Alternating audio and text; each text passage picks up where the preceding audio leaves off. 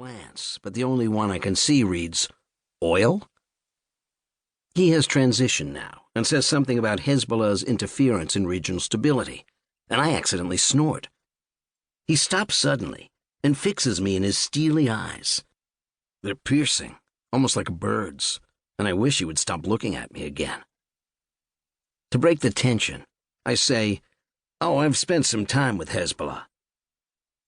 The stare intensifies, and I want him to go back to looking at my drunken questions while patronizingly walking me through the current state of Syria's union, but add, "They kidnapped me and my best friend Josh. Or not really kidnapped, but they did blind us, stick pistols to our temples, drive around for a bit, throw us in a blood-smeared dungeon, interrogate us, and then feed us a delicious dinner." He cocks his head slightly, and now I'm stuck. So I just start rolling out the story. Okay, so do you remember when Al Gore launched his television channel, Current TV, in the mid-2000s? I can't think of why he did it or who his partners were. But anyhow, along with my best friends, Josh and Nate, we were sent over by Current to Lebanon in 2006 to cover the Israeli invasion. Because, well, and I pause trying to do the math. His expression hasn't changed. Right after 9/11, we were the first people to ever surf mainland Yemen, and while we were there, sort of stumbled onto the headwaters of violent anti-state radicalism.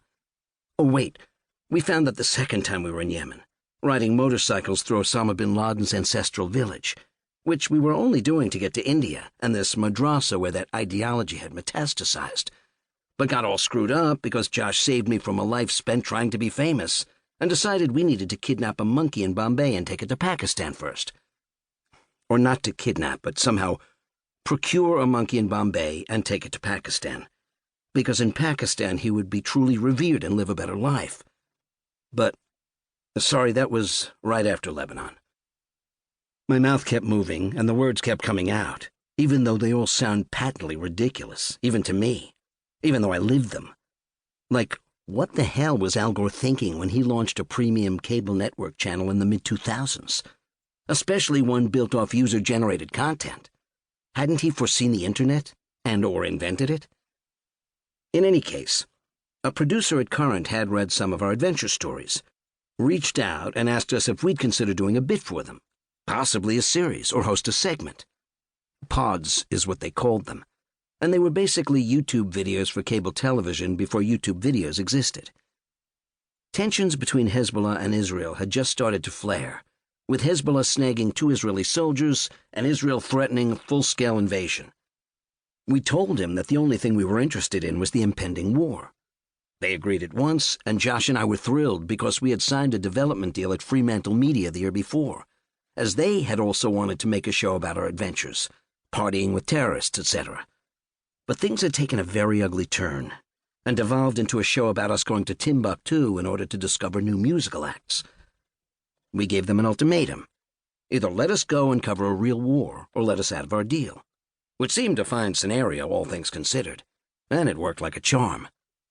They balked, insisting that the musical acts of Timbuktu would shine if we would only give the concept a chance, but they understood our bloodlust.